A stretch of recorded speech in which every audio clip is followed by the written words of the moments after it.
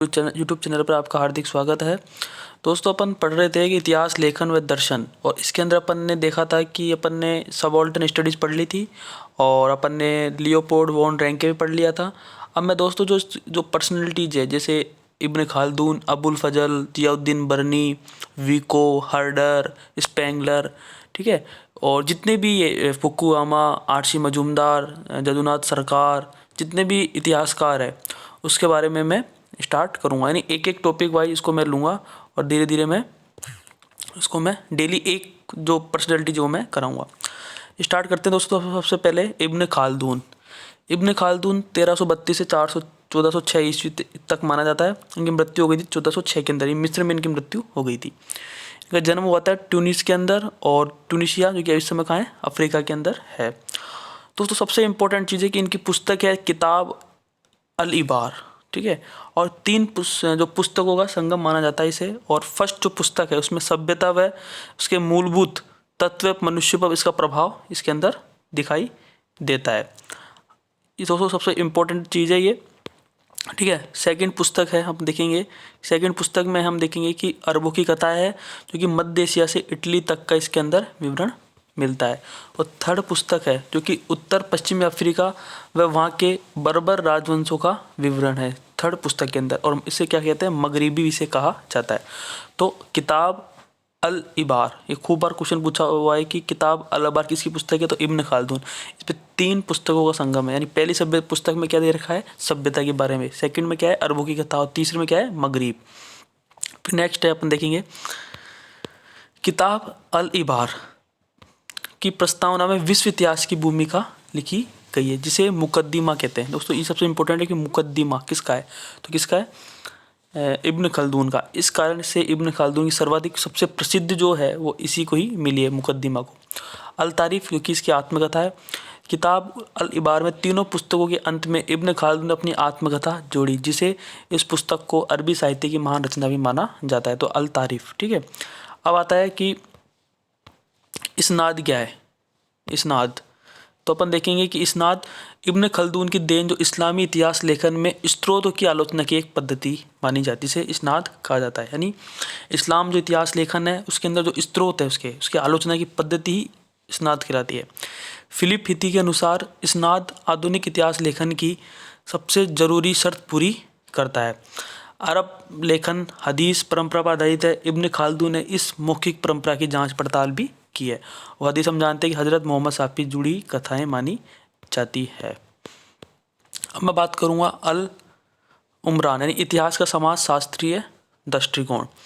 इब्न Khaldun का मानव जीवन का विज्ञान, अल उमरान, ठीक है, मानव जीवन का विज्ञान है, ठीक है।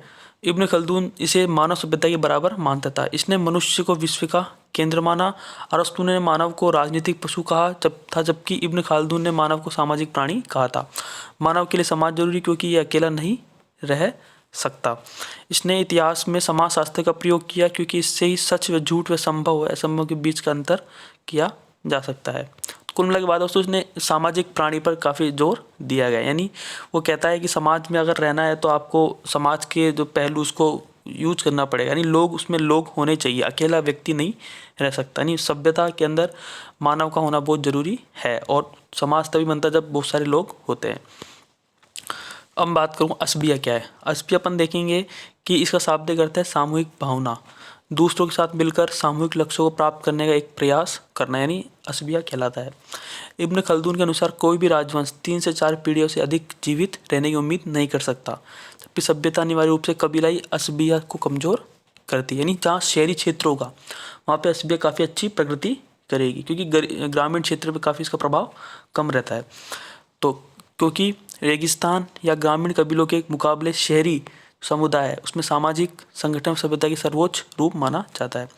जब आबादी बढ़ती है तो श्रम की मात्रा भी बढ़ती है, और जब श्रम की मात्रा बढ़ती है तो वहाँ जो बढ़ता हुआ जो श्रम है आवश्यकता बदले विलासिता के उत्पादन में लगाया जाता है। और तीसरा है कि शासक समस्त शक्ति को अपने हाथों में केंद्रित कर लेता है। वह अपने कबीलाई बंधुओं के बदले सेना व नौकर से निर्भर हो जाता है।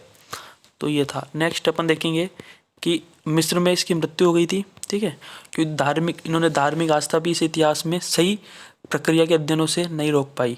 इसने अलिफ लैला के किरदारों को काल्पनिक मानकर खारिज कर दिया।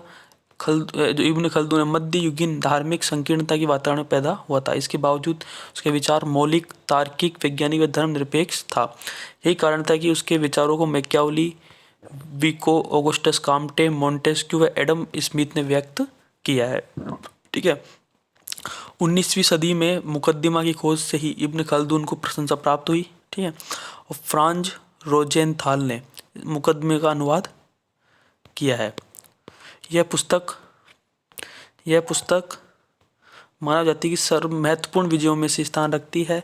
इब्न खाल्दून एकमात्र शख्स है जिसके ना कोई आगे ना कोई पीछे है। ठीक है, और इब्न खाल्दून को अरब इतिहास का पिता भी कहा जाता है।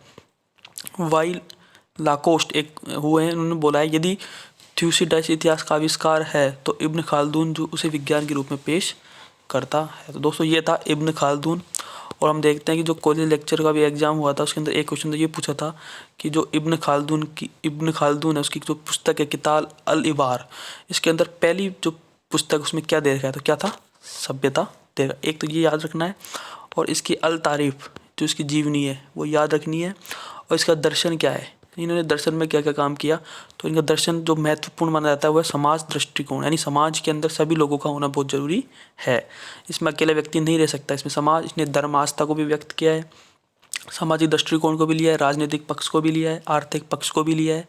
तो इसलिए इसने कुल मिला के बात है, इन्होंने समाजीय दृष्टिकोण पर काफ़ी अच्छे से ध्यान दिया है। तो दोस्तों ये था इब्न खल्दून, जो कि एग्जाम में एक ना एक क्वेश्चन इसके अंदर से 100% आता है। ओके, थैंक यू, धन्यवाद।